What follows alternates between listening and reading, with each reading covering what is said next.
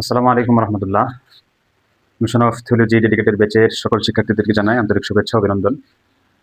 তোমরা জানো ইতিপূর্বে তোমাদের আরবি ব্যাকরণের 4টি ক্লাস হয়েছে। আজকে আমাদের আরবি ব্যাকরণের 5ম ক্লাস আমরা শুরু করব। ক্লাসটা শুরু করার আগে আমার সাউন্ডটা ক্লিয়ার শোনা যাচ্ছে কিনা তোমরা কমেন্টে জানিয়ে দাও। দেখো, আজকে আমাদের ক্লাস হচ্ছে আরবি দ্বিতীয় 5 নাম্বার ক্লাস। এই ক্লাসে মূলত আমরা আরবি ব্যাকরণের গুরুত্বপূর্ণ একটা টপিক, এটা হচ্ছে তাওয়াবের সম্পর্কে আলোচনা। ঠিক আছে, এই তাওয়াবে থেকে প্রত্যেক বছরই এখান থেকে এগুলোর তাওয়াবের যে প্রকারগুলো আছে এখান থেকে প্রশ্ন আসে। এখান থেকে উদাহরণ দিয়ে বলে দেওয়া হয় যে নিচের কোনটি বদলুল কুল হয়েছে, নিচের কোনটি তাকিদ হয়েছে, নিচের কোনটি আত বিল হরফ হয়েছে, এরকম প্রশ্ন এসে থাকে। তাহলে আমরা আজকে তাওয়াবের সম্পর্কে বিস্তারিত আলোচনা করব। গত ক্লাসে তোমাদেরকে মারফুয়াত এবং মানসুবাত সম্পর্কে আলোচনা করা হয়েছিল। আর মাজরুরাতের আলোচনা তো এখানে আলোচনা করার মতো কিছু নেই। মাজরুরাত হচ্ছে একটি, এটা হচ্ছে মুজাফুন ইলাইহি। ঠিক আছে, সমস্ত হরফুল জ্বর এরপরে যেগুলো আসবে সেগুলো মাজরুরাত হবে। এই হরফুল জ্বর ছাড়া যেই মাজরুরাতটা আছে সেটা হচ্ছে মুজাফুন ইলাইহি একটাই। মুজাফুন ইলাইহি এরকম একটা প্রকার আছে, মুজাফ বিল লফজি মানাবি এরকম প্রকার আছে। এটা আমরা পরবর্তীতে আলোচনা করবো ইনশাআল্লাহ। তো আজকে আমরা তাওয়াবে সম্পর্কে আজকে আমাদের আলোচনা। দেখো, তাওয়াবে এই শব্দটা তাবিউন শব্দের বহু বচন। ঠিক আছে, তাবিউন হচ্ছে এক বচন, তাওয়াবে হচ্ছে বহু বচন। তাহলে তাওয়াবুন শব্দের অর্থ কি? তাওয়াবিন আবেদনিক অর্থ হচ্ছে আত্মালি, অনুগামী। ঠিক আছে, তাওয়াবি শব্দের একটা অর্থ হচ্ছে আত্মালি, যেটা অনুগামী হয়, অর্থাৎ পূর্ববর্তী যে ইসিমটা থাকবে সেটা অনুগামী যেটা হবে সেটাকে বলা হবে তাওয়াবিয়া। ঠিক আছে, এরপরে আর এটার আরেকটা অর্থ হচ্ছে আল খাদিম, অর্থাৎ সেবক। সবচেয়ে প্রচলিত আরেকটা অর্থ।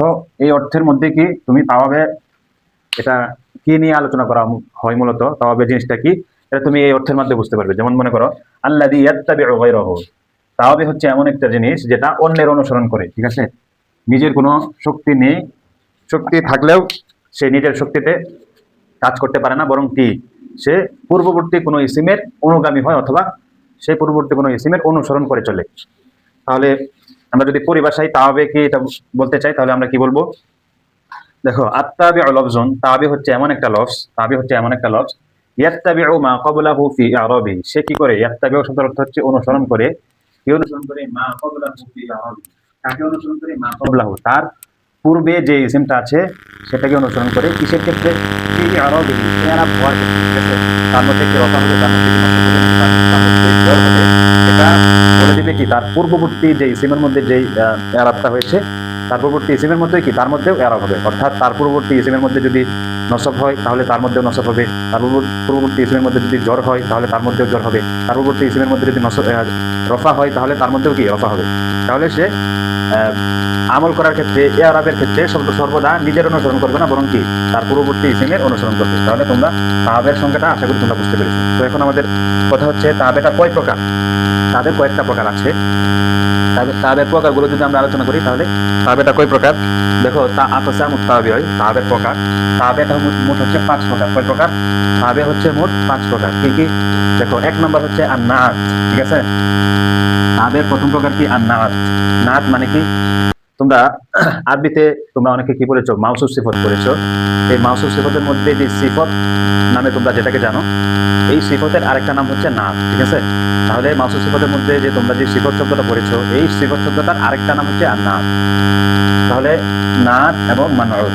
ঠিক আছে, এই মাউসুফকে বলা হবে মানউত আর সিফতকে বলা হয় নাত। ঠিক আছে, তাহলে নাতের আরেক নাম কি? সিফত। সিফত গুণবাচক শব্দ। 2 নম্বর কি? আল আতফু বিল হুরুফ। তাওয়াবের আরেকটা প্রকার কি? আতফ বিল হুরুফ, অর্থাৎ হরফের মাধ্যমে যে আতফগুলো হয়। 3 নম্বর প্রকার কি? আত-তাওকিদ। আমরা বিস্তারিত প্রত্যেকটি সম্পর্কে আমরা বিস্তারিত আলোচনা করব। তোমরা শুধু এখন তাওয়াবে কয় প্রকার এটা জেনে নাও। তো 2 নম্বর হচ্ছে আতফ বিল হুরুফ, 3 নম্বর হচ্ছে তাকিদ। তাওয়াবের 3 নম্বর প্রকার কি? আত-তাকিদ। ঠিক আছে, 4 নম্বর প্রকার হচ্ছে আল বদল। ঠিক আছে, তাওয়াবের 4 নম্বর প্রকার কি? আল বদল। 5 নম্বর প্রকার হচ্ছে আতফুল বায়ান। এখন আমরা এই 5টা আমরা বিস্তারিত আলোচনা করি। তো দেখো, এই 5টা তোমরা একদম ভালো করে মুখস্থ করে ফেলবে। তার নাত, আতফুল হরফ, তাওকিদ, আল বদল, আল আতফুল বায়ান। ঠিক আছে, আতফুল বায়ান। তাহলে দেখো, আর নাত সম্পর্কে যদি প্রথমে আমরা আলোচনা করি তাহলে কি হবে? নাত সম্পর্কে যদি আমরা প্রথমে আলোচনা করি, দেখো নাতের পরিচয়। আরবি সংজ্ঞাটা যদি আমরা বলি, আন-নাতু ইয়াদুল্লু আলা সিফাতিন ফি ইসমিন ক্বাবলাহু। আন-নাতু, নাত কোন জিনিস, ইয়াদুল্লু যেটা দালালাত করে অথবা বোঝায়, আলা সিফাতিন এমন গুণবাচক বিষয়কে, ফি ইসমিন ক্বাবলাহু, ঠিক আছে, তার পূর্বের যে ইসিমটা আছে, ফি ইসমিন ক্বাবলাহু মানে কি, তার পূর্বের যে ইসিমটা আছে এই ইসিমের গুণ বোঝায়। সিফাতুন মানে কি, গুণ, অর্থাৎ তার পূর্বের যে ইসিমটা থাকবে সেটার গুণ যেটার মাধ্যমে বোঝানো হবে তাকে কি বলা হবে, আর নাত বলা হবে। যেমন যদি উদাহরণের মাধ্যমে তোমাদেরকে বোঝাই আমি, দেখো নাত এমন একটি তাবে যা তার পূর্ববর্তী ইসিমের সিফাত বা গুণ বোঝায়। যেমন আমি উদাহরণের মাধ্যমে যদি তোমাদেরকে বোঝাই, দেখো যা তরিবুন মুআদ্দাবুন, একজন কি ভদ্র ছাত্র এসেছে। দেখো তরিবুনটা হচ্ছে, মুআদ্দাবুন হচ্ছে সিফাত, আবার তরিবুনটা হচ্ছে মানউত, মুআদ্দাবুন হচ্ছে নাত। তাহলে এই মুআদ্দাবুনের মাধ্যমে কি তোমাকে বোঝানো হচ্ছে যে যে ছাত্রটা এসেছে এই ছাত্রটা ভদ্র, অর্থাৎ মুআদ্দাবুনের গুণটা যে আছে এই গুণটা এই তলিবুনের মধ্যে বিদ্যমান আছে, ঠিক আছে, এই তলিবুনের মধ্যে বিদ্যমান আছে। তাহলে এই পূর্ববর্তী মাওসুফের সিফাত অর্থাৎ গুণাগুণ এখানে বর্ণনা করা হলো। তাহলে তোমরা আশা করি বুঝতে পেরেছো নাত মানে কি।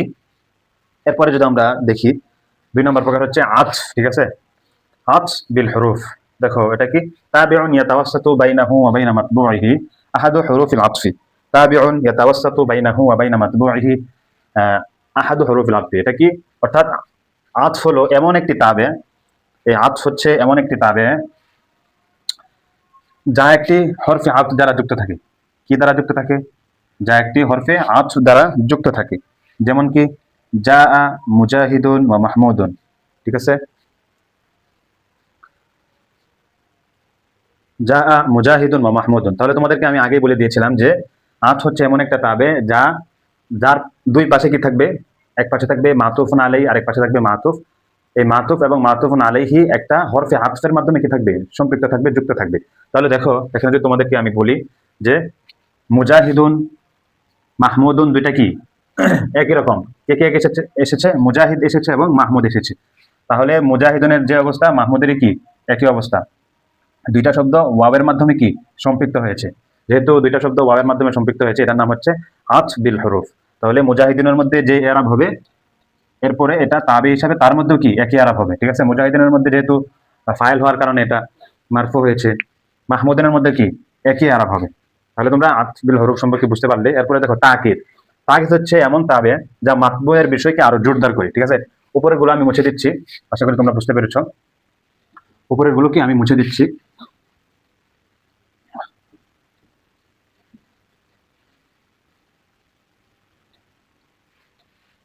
তাহলে কি বললাম, তাকিদ হচ্ছে এমন তাবে যা মাতবুয়ের বিষয়কে আরো জোরদার করে, ঠিক আছে। কিভাবে জোরদার করে, দেখো আমি যদি তোমাকে বলি, একটা উদাহরণের মাধ্যমে তোমাকে যদি আমি বলি যা মুজাহিদুন নাফসাহু,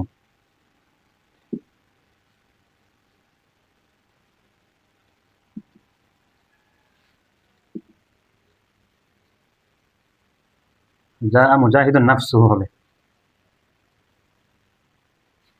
তাহলে এখানে আমি যে বললাম যা মুজাহিদুন নাফসুহু, এখানে যে নাফসুহু শব্দটা এসেছে এটা কি কারণে এসেছে, এই মুজাহিদুনকে আরো জোরদার করার জন্য এসেছে, ঠিক আছে। মুজাহিদ এসেছে, নাফসাহু শব্দের অর্থ হচ্ছে সে নিজে এসেছে, মুজাহিদ নিজে এসেছে, কাউকে পাঠায়নি, সে নিজে এসেছে। তাহলে মুজাহিদ যে নিজে এসেছে এই বিষয়টাকে আরো জোরদার করার জন্য নাফসাহু শব্দটা তাকিদ হিসাবে এসেছে। তাহলে মুজাহিদুনের মধ্যে যে এরাব হবে নাফসুহুর মধ্যে কি একই এরাব হবে, যেহেতু নাফসুহু শব্দটা মুজাহিদুনের তাবে অর্থাৎ অনুসারী। তাহলে তোমরা বুঝতে পেরেছো তাকিদের মাধ্যমে মূলত কি বিষয়কে বোঝানো হয়। এই তাকিদের আবার দুইটা প্রকার আছে, একটা হচ্ছে তাকিদে লফজি আর একটা হচ্ছে তাকিদে মানাবী। তাহলে আমরা যেহেতু তাকিদ সম্পর্কে আলোচনা আমরা করছি, তাহলে তাকিদের দুইটা প্রকার আছে। দেখো আকসামুত তাকিদি,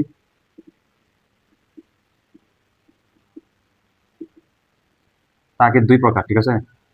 তাকিদ দুই প্রকার, এক নম্বর হচ্ছে লফজি, তাকিদে লফজি, দুই নম্বর হচ্ছে মানাবী। এটা হচ্ছে তাকিদে লফজি আর একটা হচ্ছে তাকিদে মানাবী। তাহলে তাকিদে লফজি কোনটা, হুয়া তাকিদে লফজি হচ্ছে হুয়া তাকরারুল লফজিল আউয়ালি আবিল জুমলাতিল উলা লিতাকওয়িয়াতিল মানা, ঠিক আছে। তাকরারুল লফজিল আউয়ালি অর্থাৎ কোনো অর্থকে জোর প্রদান করার জন্য প্রথম শব্দ অথবা প্রথম বাক্যকে পূরণ করার নাম হচ্ছে তাকিদ লফজি। অর্থাৎ কোনো একটা শব্দকে জোরদার করার জন্য প্রথম যে শব্দটা আছে এটাকে বারবার উচ্চারণ করার নাম হচ্ছে তাকিদ লফজি। তাহলে তাকিদ লফজি কি কোনো শব্দকে কোনো অর্থকে, ঠিক আছে, কোনো অর্থকে জোরদার করার জন্য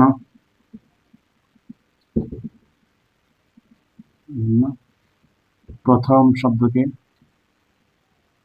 পুনরাবৃত্তি করা।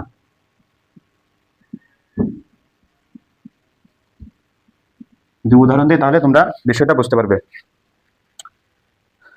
দেখো তোমাদের একটা উদাহরণ তোমরা উসুলুল ফিকাতে পড়ো যে আইয়ুমা ইমরাতিন নাকাহাত যাওজাহা বিগাইরি ইযনি ওয়ালিয়িহা ফানিকাহুহা বাতিলুন বাতিলুন বাতিলুন।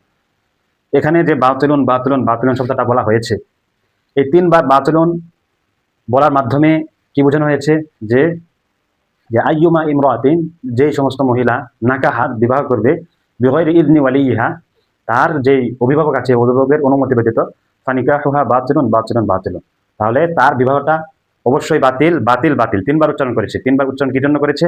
এই শব্দটাকে, অর্থাৎ বিবাহের যে হুকুমটা আছে এটাকে জোরদার করার জন্য, অর্থাৎ এই বিবাহটা যে হবে না এই বিষয়টা জোরদার করার জন্য এখানে বাতিলুন শব্দটাকে তিনবার আনা হয়েছে। তাহলে তোমাদের কি বলেছিলাম, কোনো অর্থকে জোরদার করার জন্য প্রথম শব্দকে অর্থাৎ বাতিলুন এটাকে আবার কি করা, পুনরাবৃত্তি করার নাম হচ্ছে তাকিদে লফজি। ঠিক আছে, আরেকটা উদাহরণ যদি দেই, কাল্লা ইদা দুক্কাতিল আরদু দাক্কান দাক্কা। এখানে দাক্কান এর যে অর্থ, প্রথমটার যে অর্থ, দ্বিতীয়টারও কি একই অর্থ। এটাকে জোরদার করার জন্য আল্লাহ রাব্বুল আলামিন দাক্কান দাক্কা দুইবার উল্লেখ করেছেন। আবার যদি আমি তোমাদেরকে বলি তাকরারুল জুমলা, যদি তুমি বলো, এতক্ষণ আমি তোমাদেরকে তাকরারুল ইসিম বলেছিলাম, এখানে আবার তাকরারুল ফেইলও আছে। ঠিক আছে, এই তাকিদ লফজিরও আরো কয়েকটা প্রকার আছে। তাকরারুল ইসিম আছে, তাকরারুল ফেইল আছে। অনেক সময় ফেইলকে পুনরাবৃত্তি করা হয়, যেমন মনে করো যা আজা আজাইদুন, ঠিক আছে, যা শব্দটাকে দুইবার উল্লেখ করা হয়। আবার অনেক সময় তাকরারুল হরফ, হরফকেও তাকরার করা হয়। অনেক সময় এভাবে বলা হয় যে হাল তাকুলু, তুমি কি খেয়েছো, তখন এটার উত্তরে বলা হয় নাম নাম, হা হা, আমি খেয়েছি। তাহলে তাকরারুল হরফ হয়েছে এটার মাধ্যমে। আর যদি তুমি তাকরারুল জুমলা বলো তাহলে কাল্লা সাউফা তা'লামুন, সুম্মা কাল্লা সাউফা তা'লামুন। এখানে কাল্লা সাউফা তা'লামুনের মাধ্যমে যেটার অর্থ সুম্মা কাল্লা সাউফা তা'লামুনের একই অর্থ। অর্থাৎ তাকিদে লফজি অনেক সময় হরফের মাধ্যমে হয়, তাকিদে লফজিটা অনেক সময় ফেলের মাধ্যমে হয়, তাকিদে লফজিটা অনেক সময় হরফের মাধ্যমে হয়, ফেলের মাধ্যমে হয়, আবার কি অনেক সময় জুমলার মাধ্যমে হয়ে থাকে। তাহলে আশা করি তোমরা তাকিদে লফজ সম্পর্কে তোমরা বুঝতে পেরেছো। এরপরে তাকিদে মানাবিটা কোন জিনিস? তাকিদে মানাবিটা হচ্ছে এমন একটা তাকিদ, এমন একটা তাকিদকে বলা হয় যে কি মুআক্কাদ থেকে অন্য কিছু সম্ভাবনাকে দূরীভূত করার জন্য কি করা হয়, তাকে উল্লেখ করা হয়।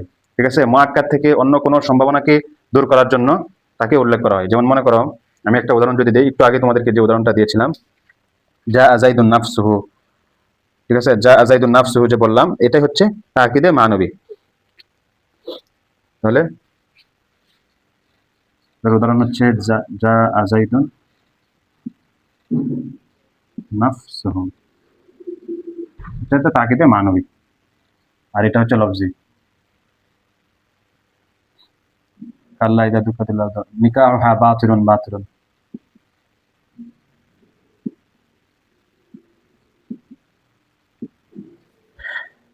তাহলে আশা করি তোমরা তাকিদে লফজি এবং মানবী বুঝতে পেরেছো।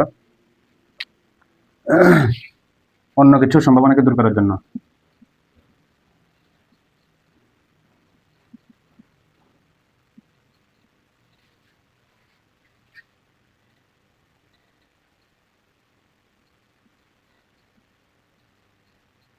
অর্থাৎ জায়েদ যে এসেছে সে নিজেই এসেছে, এখানে অন্য কেউ আসে নাই। শব্দটার মধ্যে অন্য কোনো সম্ভাবনা দূর করার জন্য যে তাকিদ করা হয় তাকে তাকিদে মানাবে বলে। তাহলে আমরা আরো কয়েকটা প্রকার আছে তাওয়াবের, এটা আমরা এখন আলোচনা করব।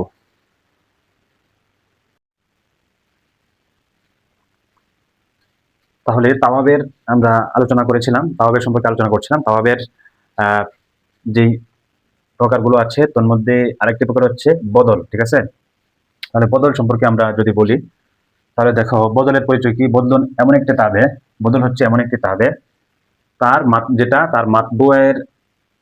তার মাতবুয়ের হুবহু কিংবা আংশিক কিংবা সংশ্লিষ্ট বিষয়কে বোঝায়। বদলের মাধ্যমে মূলত তা মাতবুয়ের আংশিক অথবা তার যে সংশ্লিষ্ট বিষয় আছে এটাকে মূলত বোঝানো হয়। যেমন মনে করো একটা বদলের উদাহরণ যদি দিই তোমাকে, ইহদিনাস সিরাতাল মুস্তাকিম সিরাতাল লাযিনা আন'আমতা আলাইহিম, এখানে যে ইহদিনাস সিরাতাল মুস্তাকিমটা হয়েছে, তাহলে আমরা আল্লাহ আমাদেরকে আপনি কি করুন, হেদায়েত দান করুন কোন পথে, সিরাতাল মুস্তাকিমের দিকে, সরল সঠিক পথের দিকে। সেই সরল সঠিক পথটা কোনটা? সিরাতাল লাযিনা আন'আমতা আলাইহিম, আপনি যাদের উপর নিয়ামত দান করেছেন। এখানে যে সিরাতাল লাযিনা আন'আমতা আলাইহিমটা বলা হচ্ছে, এই সিরাতুন শব্দটাই কি, এই সিরাতুন শব্দটাই সিরাতুল মুস্তাকিম থেকে কি হয়েছে, বদল করা হয়েছে। তা অর্থাৎ সিরাতুল মুস্তাকিম হচ্ছে মুবদাল মিনহু, আর সিরাতাল লাযিনা আন'আমতা হচ্ছে বদল। তাহলে বদল তোমরা আশা করি বুঝতে পেরেছো। আবার তোমাকে যদি বলি যা আনি আখুকা যাইদুন, যখন তোমাকে বললাম যা আনি আখুকা যাইদুন, আমার কাছে এসেছে তোমার ভাই জায়েদ, তাহলে এখানে তোমার ভাই দ্বারা যে উদ্দেশ্য, জায়েদ দ্বারা কি একই ব্যক্তির উদ্দেশ্য, অর্থাৎ যেই তাবের মাধ্যমে মাতবুয়ের আংশিক বিষয় অথবা মাতবুয়ের সংশ্লিষ্ট বিষয়কে বোঝানো হয়, হুবহু আংশিক কিংবা সংশ্লিষ্ট বিষয়কে বোঝানো হয়, এটাকে বলা হবে তাবে। ঠিক আছে, তো তাবের কয়েকটা এটাকে বলা হবে বদল, সরি এটাকে কি বলা হবে, বদল বলা হবে। তাহলে তাবে বদলের কয়েকটা প্রকার আছে, বদল কয়েক প্রকার আছে। পরীক্ষাতে অনেক সময় প্রশ্ন করে বদল মোট কয় প্রকার, ঠিক আছে, পরীক্ষাতে অনেক সময় প্রশ্ন করে তোমাদেরকে যে বদল মোট কত প্রকার। তাহলে বদল মোট কত প্রকার যদি আমরা দেখি, দেখো বদল মোট 4 প্রকার। ঠিক আছে, এটা কিন্তু গুরুত্বপূর্ণ অনেক। বদল মোট 4 প্রকার, কি কি? দেখো, এক নম্বর হচ্ছে বদলুল কুল, এগুলোর বিস্তারিত আলোচনা আমরা পরে করবো, আগে আমরা প্রকারগুলো জেনে নিই। দেখো, এক নম্বর হচ্ছে বদলুল কুল। বদলুল কুলকে আবার এরকম ভাবে বলা যায় যে বদলুল কুল্লি মিনাল কুল। এরপর হচ্ছে বদলুল বাদ, ঠিক আছে, 2 নম্বর হচ্ছে বদলুল বাদ, 3 নম্বর হচ্ছে বদলুল ইস্তেমাল, 4 নম্বর হচ্ছে বদলুল গলত। তাহলে বদল কয় প্রকার? 4 প্রকার, বদলুল কুল, বদলুল বাদ, বদলুল ইস্তেমাল, বদলুল গলত। বদলুল কুলটাকে আমরা সংক্ষিপ্তভাবে জেনে নেব। বদলুল কুল হচ্ছে যখন বদল এবং মুবদাল মিনহু হুবহু একই জিনিস বোঝায়। ঠিক আছে, বদল কোনটি, মুবদাল মিনহু কোনটি, তোমাদেরকে আমি একটু আগে বলেছি। যখন বদল এবং মুবদাল মিনহু হুবহু একই জিনিস বোঝায়, ঠিক আছে, দেখো হুবহু একই জিনিস যদি বোঝায় তখন সেটাকে বলা হবে বদলুল কুল। যদি একই জিনিস বোঝায় তাহলে কি বলা হবে বদলুল কুল। যেমন মনে করো, আমি তোমাদেরকে একটা উদাহরণ দিয়েছি, যা আনি আবুকা আমরুন, আমার নিকট এসেছে আবুকা তোমার পিতা আমর। তাহলে তোমার পিতা দ্বারা যে উদ্দেশ্য, আমর দ্বারা একই উদ্দেশ্য। এখানে কি এটা উদ্দেশ্য, তোমার পিতা আমর এসেছে, আমর এক ব্যক্তি, তোমার পিতা এমন ব্যক্তি, এটা কি এখানে কি বোঝানো হয়েছে? না, এখানে বোঝানো হয়েছে যে তোমার বাবা দ্বারা যে উদ্দেশ্য, আমর দ্বারা একই ব্যক্তি উদ্দেশ্য। অর্থাৎ বাক্যের মধ্যে যে বাক্যের মধ্যে কোনো ইসিমের মাধ্যমে যদি এমন বোঝায় যে পূর্ববর্তীটার দ্বারা যে উদ্দেশ্য, পরবর্তীটার দ্বারা একই উদ্দেশ্য, এরকম বদল যদি হয় তাহলে বলা হবে বদলুল কুল। আরেকটা উদাহরণ যদি দিই, যে নাসরতু আখাকা জাইদান, আমি তোমার ভাই জায়েদকে সাহায্য করেছি। এখানে তোমার ভাই দ্বারা যে উদ্দেশ্য, জায়েদ দ্বারা একই উদ্দেশ্য। অর্থাৎ উদ্দেশ্য যদি একই ব্যক্তি হয় তাহলে এটা হচ্ছে বদলুল কুল। দেখো, আমার নিকট তোমার পিতা আমর এসেছে। এরপরে যদি বদলুল বাদ সম্পর্কে আলোচনা করি, তাহলে বদলুল বাদ কোনটি? বদলুল বাদ এটা হুবহু একই জিনিস বোঝাবে না, বরং আংশিক জিনিস বোঝাবে। অর্থাৎ পূর্ববর্তী যেই মাতবুর আছে, এই মাতবুর আংশিক জিনিস বোঝাবে, যে তাবেটা, এটাকে বলা হবে বদলুল বাদ। যেমন যদি আমি তোমাকে বলি ফরাতুল কিতাব নিসফাহু, আমি কিতাবটা পড়েছি অর্ধেক, ঠিক আছে, আমি কিতাবটা পুরোপুরি পড়ি নাই, তার কি পড়েছি? অর্ধেক পড়েছি। তাহলে এটাকে আংশিক বোঝানো হয়েছে না? যদি ফরাতুল কিতাব কুল্লুহু বলা হতো তাহলে পুরোপুরি বলে বলতে পারতাম। ফরাতুল কিতাব যেহেতু নিসফাহু এখানে বলা হয়েছে, তাহলে নিসফাহুর দ্বারা উদ্দেশ্য কি? আংশিক জিনিস উদ্দেশ্য, ঠিক আছে। যদি কোনো কিছুর মাধ্যমে আংশিক জিনিস বোঝানো হয়, পুরোপুরি বোঝানো হয় না, হুবহু বোঝানো না হয়, তাহলে যদি আংশিক বোঝানো হয় তাহলে বলা হবে বদলুল বাদ, ঠিক আছে। ফরাতুল কিতাব নিসফাহু, আমি কিতাবের আংশিক পড়েছি। এরপরে দেখো বদলুল ইস্তেমাল। বদলুল ইস্তেমাল কোনটা? যেটা মাতবুয়ের সংশ্লিষ্ট বিষয় বোঝাবে, ঠিক আছে, যে তাবেটা মাতবুয়ের সংশ্লিষ্ট বিষয় বোঝাবে, সেটাকে বলা হবে বদলুল ইস্তেমাল। যেমন মনে করো, আমি তোমাকে বললাম সুলিবা খালিদুন সাওবুহু, সুলিবা শব্দের অর্থ হচ্ছে ডাকাতি বা ছিনতাই করা হয়েছে। সুলিবা মানে কি? ছিনতাই করা হয়েছে, ছিনতাই বা ডাকাতি করা হয়েছে। খালিদুন, প্রথমে কিন্তু বলা হয়েছে খালেদকে ছিনতাই করা হয়েছে, এরপরে দেখো আবার উল্লেখ করা হয়েছে সাওবুহু, ঠিক আছে, সাওবাহু হবে না, ফরাতুল কিতাব নিসফুহু হবে, ঠিক আছে। আগের এরাব যেটা, পরের এরাব কিন্তু একটাই। তোমরা একটু বিষয়টাকে দেখে নিও। সুলিবা খালিদুন সাওবুহু, ঠিক আছে। তাহলে প্রথমে বলা হচ্ছে খালেদকে চিন্তা করা হয়েছে, এরপরে আবার বলতেছে কি সাওবুহু, অর্থাৎ খালেদকে না, খালেদের কাপড়কে কি করা হয়েছে? ডাকাতি করা হয়েছে, চুরি করা হয়েছে, ঠিক আছে। তাহলে এটার মাধ্যমে যে মাতবুট আছে, এই মাতবুয়ের যে সংশ্লিষ্ট বিষয় আছে, অর্থাৎ খালেদের যে সংশ্লিষ্ট বিষয় আছে, অর্থাৎ খালেদের কাপড়, সেটাকে কি করা হয়েছে? চিন্তা করা হয়েছে। এখানে সংশ্লিষ্ট বিষয় বোঝানোর মাধ্যমে এটাকে বদলুল ইস্তেমাল হিসেবে আমরা পরিচয় লাভ করতে পারি। তাহলে দেখো, যেটার মাধ্যমে বাক্যের সংশ্লিষ্ট বিষয় বোঝানো হবে, ইসিমের সংশ্লিষ্ট বিষয় বোঝানো হবে, এটা হচ্ছে বদলুল ইস্তেমাল। এরপরে দেখো বদলুল গলত। এই গলতন শব্দের মাধ্যমে তুমি বুঝতে পারবে গলতন শব্দের অর্থ হচ্ছে ভুল, অর্থাৎ বদলুল গলত হচ্ছে ভুলের বদল, ঠিক আছে। অর্থাৎ বাক্যের মধ্যে কোনো একটা শব্দ বলার পর তোমার কাছে মনে হয়, অনেক সময় বাংলাতে আমরা বলি না যে আমি আজকে কি করেছি, পড়েছি, এরপর একটু পরে তুমি বলতেছো, তুমি আবার বলতেছো আজকে না, আজকে না কালকে, ঠিক আছে, আমি গতকালকে পড়েছি। তুমি প্রথমে কি বলতেছো, আজকে আমি এই সূরাটা মুখস্থ করেছি, মনে করো আজকে সূরা কাউসারটা তুমি মুখস্থ করেছো, তুমি বলতেছো যে আজকে আমি সূরা কাউসারটা মুখস্থ করেছি। এরপরে তোমার মনে একটু পরে মনে হয়েছে যে আজকে করেছো, করো নাই, তুমি গতকালকে করেছিলে, এরপর তুমি বলতেছো আজকে না, আজকে না গতকালকে। এরকম বাংলাতে আমরা যখন বলি, এগুলো আরবিতেও কি এরকম বদলুল গলত আছে। দেখো বদলুল গলত কি, ভুলের সংশোধন পুনরায় উল্লেখ করার মাধ্যমে যেই বদলটা হয়, ভুলের সংশোধন করার মাধ্যমে, পুনরায় উল্লেখ করার মাধ্যমে ভুলের যে সংশোধনটা করা হয়, এরকম বদলকে বলা হবে বদলুল গলত, ঠিক আছে। যেমন মনে করো একটা উদাহরণ আমি দিয়েছি, সল্লাইতুল আসর, আমি কি করেছি, আসরের নামাজ পড়েছি। এরপরে আবার বলতেছে জোহর। দেখো একসাথে আসর আর জোহর আছে, মাঝখানে কিন্তু কি কোনো হরফে আঁচ নাই। তখন তুমি, তোমার কাছে সন্দেহ লাগতে পারে যে সল্লাইতুল আসর জোহর দুইবার বললো, একবার আসর বললো, একবার জোহর বললো। তোমার এটা বুঝতে হবে যে এখানে বদল হয়েছে। প্রথমে বলা হয়েছে সল্লাইতুল আসর, আসরের নামাজ আদায় করেছি, এর পরবর্তীতে আবার বলা হচ্ছে জোহর, অর্থাৎ এখানে ভুলের বদল হয়েছে। অর্থাৎ প্রথমে বলা হয়েছিল সল্লাইতুল আসর, যেটা ভুল হয়েছিল তার, এরপরে সংশোধন করার জন্য সে বলতেছে সল্লাইতুল জোহর। তাহলে তোমরা আশা করি বুঝতে পেরেছো বদল গলত কোনটাকে বলা হয়। তাহলে বদল সম্পর্কে আমরা আমরা মোটামুটি আমাদের বদলের যে প্রকারগুলো আছে, এই প্রকারগুলো আমরা আলোচনা করেছি। আমাদের তাওয়াবের সম্পর্কে আর মাত্র একটা আলোচনা আছে, যেটা হচ্ছে আতফুল বায়ান। আমরা ইতিপূর্বে আলোচনা করেছি, তাওয়াবের সবগুলো প্রকারই আমরা আলোচনা করেছি। এখন আমরা আমাদের 5 নাম্বার যে প্রকারটা আছে আতফুল বায়ান, এটা আমরা আলোচনা করবো একদম সংক্ষিপ্তভাবে। দেখো আতফুল বায়ান কোন জিনিস।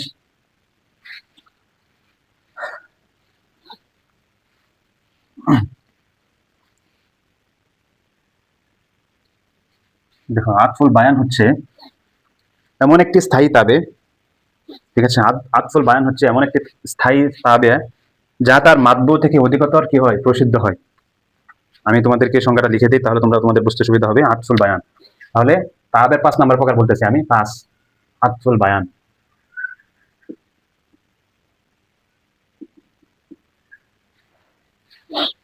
এমন একটি স্থায়ী তাবে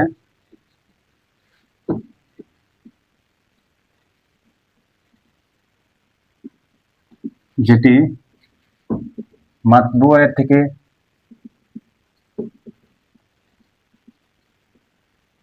অধিকতর প্রসিদ্ধ হয়।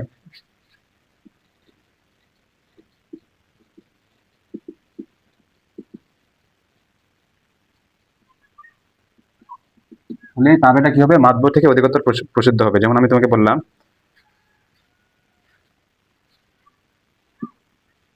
যা সাহিবুকা জাইদুন,